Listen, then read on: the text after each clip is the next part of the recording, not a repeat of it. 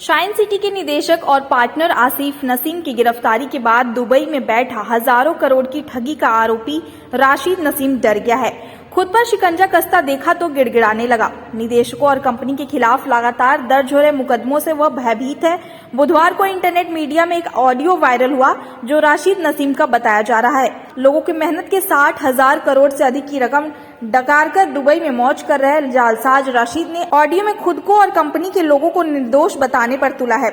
बुधवार को उसका 14 मिनट का ऑडियो इंटरनेट मीडिया पर वायरल हुआ। इस ऑडियो में आसिफ नसीम क्या कहता है आप भी सुनिए। अमृत विचार इस ऑडियो की पुष्टि नहीं करता है।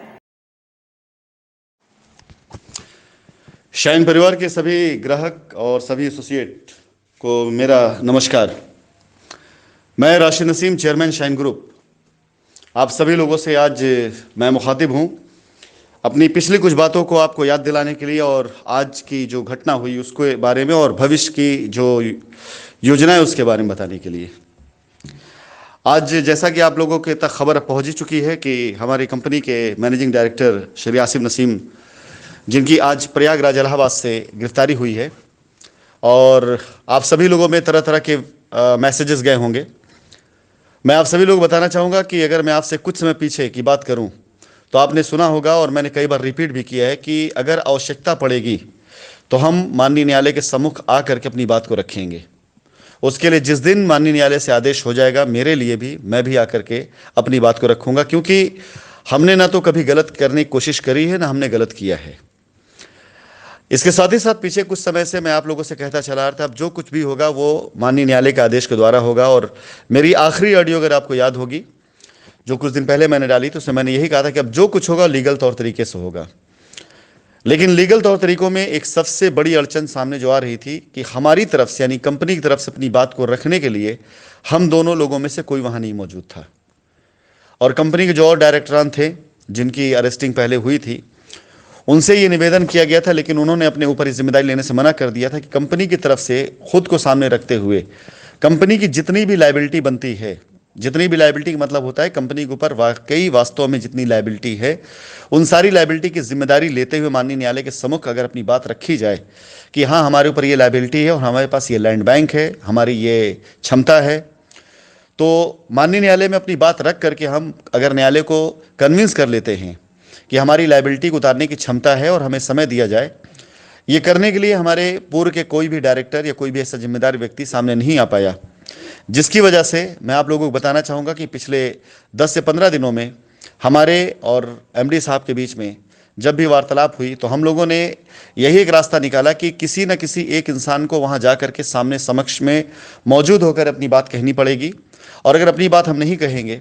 तो अब तक पिछले 2 सालों से हम जी तोड़ कोशिश कर रहे हैं, चाहे पैसा दिया हो लोगों को, चाहे ज़मीनें दी हो लोगों को, लेकिन ना तो एफआईआर की संख्या घट रही है और ना तो लायबिलिटी का जो बोझ है वो ख़त्म हो रहा है।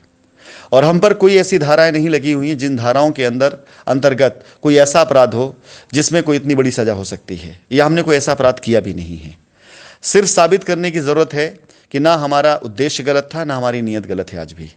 सिर्फ साबित करने की ज़रूरत है कि जिस प्रकार से लोगों का हम पर दबाव हो रहा है कि उनके साथ कंपनी ने गलत किया, इस तरह से हमें बताने की आवश्यकता है कि कंपनी के साथ कितना गलत हुआ है। वो लोग जो कंपनी का पैसा आज लेकर बैठे हुए हैं, वो लोग जो कंपनी का एडवांस किसानों को दिलवा करके आज बिल्कुल कंपनी का सहयोग नहीं कर रहे हैं, वो सारे सारे किसान जिनका कंपनी के एडवांस पैसे पड़े हुए हैं, लेकिन वो किसी भी प्रकार से वो कंपनी को तब ज़मीन लिखने के तैयार है जब बीच के जो ब्रोकर थे वो बीच में आकर के आपस में बात करके कंपनी के प्रति वो ज़मीन लिखवाने का कोई दायित्व उठाएं। ऐसे कई चैलेंजेस सामने आ रहे थे जिसकी वजह से लायबिलिटी उतरने का नाम नहीं ले रही थी, लेकिन डे बाय डे निर्दोष लोगों के साथ देखा जाए तो उनकी गिरफ्तारियां होना, निर्दोष लोगों के खिलाफ एफआईआर होना, ऐसी बहुत सी चीज़ें थी जो रोकी जा सकती थी, लेकिन सिर्फ इसलिए नहीं रुक पा रही थी क्योंकि कंपनी की तरफ से कोई भी अपनी बात को रखने के लिए और कंपनी के साक्ष्य रखने के लिए कोई भी जिम्मेदार व्यक्ति मौजूद नहीं था। माननीय न्यायालय में जितनी बार भी हमारे अधिवक्ता ने अपनी बात को रखी, न्यायालय की तरफ से सिर्फ एक ही सवाल किया गया कि आपकी तरफ से जिम्मेदारी लेने वाला कौन है। इन्हीं सारी बातों पर विचार विमर्श करते हुए पिछले 10 दिनों में हम लोगों ने निष्कर्ष निकाला था कि हम दोनों में से कोई ना कोई एक व्यक्ति सामने आकर के अपनी बात को रखेगा। इसी उपक्रम में एमडी सर ने अपने ऊपर जिम्मेदारी लेते हुए तकरीबन 3 से 4 दिन पहले यह फैसला किया कि वो जा करके अपने आप को न्यायालय के समक्ष अपने आप को प्रस्तुत करेंगे और न्यायालय के द्वारा जो भी फैसला होगा आगे उस फैसले का पालन करते हुए शाइन परिवार अपनी लायबिलिटी को उतारेगा। इसका सबसे बड़ा सबूत है कि यदि आप में से जो लोग पता करना चाहें तो आप देखेंगे कि सीएमडी सर के द्वारा एक सरेंडर एप्लीकेशन डाली गई थी। सीएमडी सर के वकील साहब ने एक सरेंडर एप्लीकेशन लखनऊ में डाली है और जिसके बारे में 2 तारीख यानी कल की डेट भी मिली थी, जिसमें कल उनको न्यायालय के समक्ष प्रस्तुत होकर के अपने आप को सरेंडर करना था और जाकर के माननीय न्यायालय के समक्ष अपने आप को प्रस्तुत करते हुए कानून की धाराओं के तहत चलते हुए जो भी हम पर जिम्मेदारियां हैं, जो भी हमारी लायबिलिटियां हैं, उसको अक्षरशः उस प्रकार से हम उतारने के लिए सक्षम, इस बात को कन्विंस करते हुए अपनी बात को रखना था। यानी कानून पर हमारा इतना अटूट विश्वास कल भी था, आज भी और आगे भी है कि हम अपनी बात को यदि ठीक से रख पाएं तो कानून हमारी बात को भी समझेगा कि कंपनी के साथ में भी कहीं ना कहीं अन्याय हो रहा है कि कंपनी अपनी इतनी सुविधाओं को देने के बाद, इतनी क्षमताओं के साथ में जब कंपनी लायबिलिटी ख़त्म करने की कोशिश करी तो लोगों ने लायबिलिटी ख़त्म करने की जगह कंपनी की उन सारी एसेट को, उन सारी संपत्तियों को जो कंपनी की मेन संपत्तियों में से थी, बहुत से लोगों ने अपने रिश्तेदारों के नाम पर, अपने परिवार के नाम पर, अपने दोस्तों के नाम पर, अपने जानने वालों नाम लिखवाया, ना कि लायबिलिटी उतारा। जितनी एफआईआर आज की तारीख में है इससे कई गुना ज़्यादा, मैं समझता हूँ इससे 10 गुना ज़्यादा हमने रजिस्ट्रियाँ कराई हैं। जितने की एफआईआर हमारे ऊपर है इससे भी कई गुना ज़्यादा हमने लायबिलिटी उतारने के लिए पैसे दिए हैं। लेकिन उसके बाद भी ये मामला न ख़त्म होने का नाम ले रहा था और डे बाई डे बढ़ता जा रहा था। साथियों, इसके अलावा कोई और रास्ता नहीं था कि हम में से कोई एक व्यक्ति सामने आ करके कानून के उन दिखाए हुए रास्तों पे चल करके कानून का अक्षरशः पालन करते हुए हम अपनी बात को रखें और अपनी लायबिलिटी ख़त्म करने का प्रस्ताव दें माननीय न्यायालय को। एमडी सर ने जिम्मेदारी अपने ऊपर ली और एक सरेंडर एप्लीकेशन डाली गई जिसका विवरण आप लोगों को बाकायदा लखनऊ कोर्ट में मिल जाएगा। 2 तारीख को सरेंडर करने की डेट थी, लेकिन शायद किसी के द्वारा किसी प्रकार से सूचना दिए जाने की वजह से फाफामऊ प्रयागराज, जैसा कि आप लोगों ने देखा है पुलिस के वर्जन में, वहाँ से उनकी गिरफ्तारी हुई। अब बेहतर तरीके समझ सकते हैं कि वहाँ पे ऐसा कोई कारण नहीं था उनके लिए कि जो वहाँ पर वो जाते या वहाँ पर उनकी उपस्थिति होती। वो जाहिर सी बात है कि कानून की उस सारे के सारे नियमों का पालन करने के लिए हम लोगों ने अपने आप को मेंटली प्रिपेयर किया और इसकी वजह से जो बहुत तेज़ी से कानून के हाथ ऐसे लोगों की तरफ जा रहे थे या कुछ लोग कानून का दुरुपयोग करते हुए ऐसे लोगों के नाम एफआईआर करा रहे थे जिनका वाकई कोई कसूर नहीं, जिनका वाकई कोई दोष नहीं है, शायद वो प्रक्रिया अब रोकी जा सके, उस प्रक्रिया पे अब रोक हो सके। ये सोचते हुए एमडी सर ने खुद को आगे प्रस्तुत करते हुए अपने आप को कानून के हवाले करने की पेशकश करी, जिसका एक लेटर भी है। आवश्यकता पड़ने पर हम अपनी प्रेस कॉन्फ्रेंस जब करेंगे उसमें हम उसको प्रस्तुत भी करेंगे। बाकी आप में से जो कोई देखना चाहे उसे देख सकता है। मैं इस बात पर सिर्फ इसलिए फोकस करना चाहता हूं कि इस सूचना को, इस न्यूज़ को लोग अपने खिलाफ में ना लेके जाएं, बल्कि हमारे सभी ग्राहकों से मेरा निवेदन है कि लोग इस सूचना को, इस न्यूज़ को अपने लिए पॉजिटिव लें, क्योंकि अब हम में से एक यानी कंपनी के जिम्मेदार व्यक्तियों में से एक व्यक्ति सामने खड़ा होकर के माननीय न्यायालय के समक्ष कानून की व्यवस्थाओं के साथ ये बात कहने के लिए तैयार है कि हाँ, अगर कंपनी के ऊपर लायबिलिटी है तो हम इससे इनकार नहीं करते हैं, हमें कतई इनकार नहीं है। और कंपनी के पास इतने आशाइश, इतने फंड, इतनी ज़मीन, इतना सब कुछ है कि यदि हमें मौका दिया जाए तो हम अपने एक एक कस्टमर की लायबिलिटी को ख़त्म कर सकते हैं। इस बात को अक्षरशः पालन करने के लिए हम पूरी तरीके से प्रयासरत थे और आज आप लोगों के सामने जो न्यूज़ आई है उस न्यूज़ के बारे में सिर्फ इतना मैं कहना चाहूँगा कि हमारे प्रयासों की देन है, अन्यथा एमडी आसिफ नसीम साहब का प्रयागराज फाफामऊ में कोई ऐसा काम नहीं था। वो आप सभी लोगों के समक्ष प्रस्तुत होने के लिए, आप सभी लोगों के कार्य को करने के लिए और कंपनी की जो छवि खराब होती जा रही कुछ लोगों की वजह से, उस छवि को बचाने के लिए उन्होंने पूरी तरीके से अपने आप को समर्पित किया, उन्होंने पूरी तरीके से अपने आप को सामने रखा। और हम सब इस बात के लिए आज भी आपसे वादा करते हैं कि बड़े से बड़ा तूफान आ जाए, हम अपनी जिम्मेदारियों को निभाने से पीछे नहीं हटेंगे। आज भी मैं Rashid Naseem, chairman shine group, आप सभी से वादा करता हूं कि अब आगे कोर्ट के द्वारा जो भी बातें, जो भी प्रश्न पूछे जाएंगे या जो कुछ भी कोर्ट हमसे जानकारी लेना चाहेगी, अब वो एमडी सर के द्वारा वहाँ पर बिल्कुल दी जाएंगी। पूरी तरीके से कंपनी का एक जिम्मेदार व्यक्ति, एक प्रतिनिधित्व करने वाला व्यक्ति आप सब लोगों के बीच में वहाँ पे रह करके कंपनी के ऊपर जितनी भी लायबिलिटी है, जो वास्तव में कंपनी की लायबिलिटी है, उसको निभाने के लिए, उसको उतारने के लिए खुद वादा करने के लिए वहाँ मौजूद है। अपनी तरफ से कंपनी खुद आपसे वादा कर रही है कि हम आपकी लायबिलिटी उतारना चाहते हैं।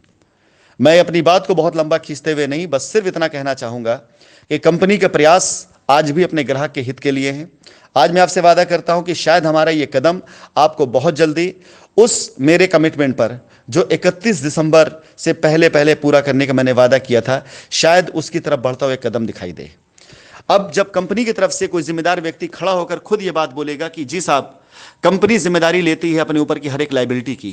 कंपनी जिम्मेदारी लेती है हर उस लायबिलिटी उतारने की जो हमारा दायित्व है। हमने पहले भी 2019 में भी लायबिलिटी उतारने का प्रयास किया, जिसका ब्यौरा आपके सामने प्रस्तुत किया जाएगा। हमने 2020 और 2021 में लायबिलिटी उतारने की कोशिश करी, जिसके रजिस्ट्री ब्यौरे आपके सामने प्रस्तुत किए जा रहे हैं। 350 करोड़ से ऊपर के एडवांस जो हमने लोगों को दे रखा है, इसके साथ साथ किसानों के पास जो एडवांस, जो हमारी जमीनें आज तक हमारे नाम पर रजिस्ट्री नहीं हुई हैं, या हमारी बहुत ढेर सारी जमीनें जो हमारे नाम पर रजिस्ट्री हैं लेकिन किसानों के द्वारा आज भी उस पर कब्जा किया गया है, वो सारी बातें अब निकलकर सामने आएंगी। हर एक व्यक्ति जिसके पास कंपनी का पैसा है, हर एक व्यक्ति जिसके पास कंपनी का एडवांस है, हर एक व्यक्ति जिसके पास कंपनी की संपत्ति है, अब वो सारी की सारी बात कंपनी के एक जिम्मेदार व्यक्ति के द्वारा माननीय न्यायालय के समक्ष रखी जाएंगी। मैं आप सभी कस्टमर से ये कहना चाहूंगा, ये हमारा एक ईमानदाराना प्रयास है और इस प्रयास का सबसे बड़ा साक्ष्य जो मैंने आपको बताया कि आप में से यदि किसी व्यक्ति को इस बात पर जरा भी अविश्वास होगा तो वो एमडी सर के द्वारा दायर किए गए सरेंडर एप्लीकेशन को जरूर सर्च करेगा, अन्यथा आवश्यकता पड़ेगी तो उसकी कॉपी मैं आप लोगों को मुहैया करा दूंगा। इसके साथ ही साथ मैं आप लोगों को बताना चाहूंगा कि प्रयागराज के फाफा मौज में एमडी साहब का कोई ऐसा काम नहीं था कि उनकी उपस्थिति वहां पर होती। वो सिर्फ और सिर्फ आप सभी लोगों के हित के लिए और आप सभी लोगों के जो भी आपकी लायबिलिटी उसको उतारने के लिए प्रयास के लिए वो आप लोगों के बीच में आना चाहते थे और वो आए। और मैं भी वादा करता हूँ, आवश्यकता पड़ेगी यदि जहां पर ऐसा लगेगा काम रुक रहा है, मैं राशिद नसीम आपसे वादा करता हूं कि मैं भी आकर के आपके बीच में अपनी लायबिलिटी को उतारने की क्षमता रखता हूं, लायबिलिटी में उतारूंगा भी। हमने ऐसा कोई भी अपराध नहीं किया है, ऐसा कोई भी गुनाह हमने नहीं किया है जिससे मुझे किसी प्रकार से कहीं कोई भी इस बात का डर हो कि हाँ, इसके सजा के एवज में हमारी जान जा सकती है। हमने ऐसा कोई अपराध नहीं किया और बार बार मैं आपको रिपीट करता रहा हूं कि कंपनी की लायबिलिटी हमारी लायबिलिटी, उसको हम उतारेंगे जरूर। मैं आप सभी कस्टमर से निवेदन करना चाहूंगा कि ये हमारे किए गए प्रयासों में से एक प्रयास है। मैं आप लोगों से इस प्रयास के लिए आप सभी की मैं सराहना नहीं लेकिन सहयोग जरूर चाहूंगा।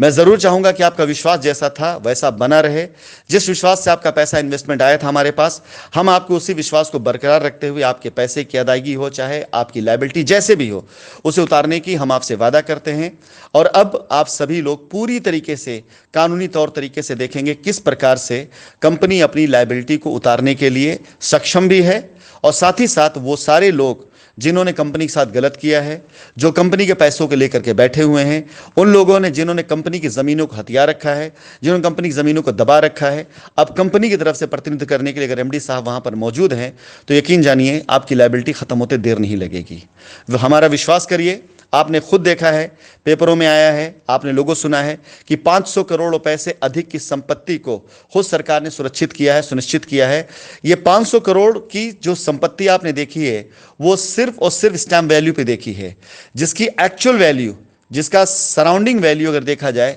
तो तकरीबन ये 1000 करोड़ से ऊपर जाएगी, क्योंकि सर्किल रेट उसके बाद कई बार बढ़ा है। और इसके अलावा अगर हम उसके ऊपर आ जाते हैं प्लॉट काट करके या प्लॉटिंग एरिया में, तो आप खुद अंदाज़ा लगा सकते हैं हमारे पास इतनी संपत्ति है, हमारे पास इतनी चीज़ें हैं कि हम अपनी लायबिलिटी को बहुत आराम से, बहुत आसानी से उतार सकते हैं। ना किसी को परेशान होने की ज़रूरत है, ना किसी को उदास होने की ज़रूरत है, ना किसी प्रकार से आरोप प्रतिरोप करने की ज़रूरत है। ये आवश्यक था, ये आवश्यक है और इस आवश्यकता को पूरा किया गया है।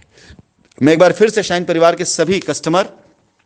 सभी एसोसिएट से विनम्र निवेदन करूंगा कि अपने विश्वास को बना के रखिएगा। अब आप लोगों को ज़्यादा वक्त नहीं लगेगा। लायबिलिटी ख़त्म करने के लिए कंपनी खुद अपनी तरफ से प्रयास करते हुए जो कदम उठाई है, शायद इस कदम की कल्पना आपने नहीं करी होगी। फिलहाल मैं यही कहना चाहूँगा, मैं आपसे निवेदन करूँगा कि कंपनी के जितने भी कर्मठ कार्यकर्ता हैं, कंपनी के जितने भी लोग हैं जिन्हें आज भी कंपनी के साथ उतना ही लगाव है, उनसे मैं यही निवेदन करूं, किसी प्रकार कोई अफसोस मत करिएगा, क्योंकि ये हमारा सोचा समझा उठाया गया कदम है। किसी प्रकार कोई दुख मत लीजिएगा, क्योंकि हमारा सोचा समझा उठाया हुआ कदम है। किसी प्रकार से आप किसी चिंता मत जाइएगा, क्योंकि हमारा सोचा समझा उठाया कदम है। ये कंपनी के हित के लिए, कंपनी की गरिमा के हित के लिए, कस्टमर्स के हित के लिए ये बहुत ज़रूरी कदम था। और फिलहाल चाहे उन्होंने सरेंडर किया हो, चाहे पुलिस ने उन्हें अरेस्ट किया हो, दो के दोनों मायने में, दो के दोनों तरीकों में मकसद सिर्फ एक ही है, अपनी बात को माननीय न्यायालय में रखते हुए कस्टमर की लायबिलिटी को उतारने की जिम्मेदारी लेने वाला एक व्यक्ति वहां मौजूद होना चाहिए, जो कि वहां पर वो मौजूद है।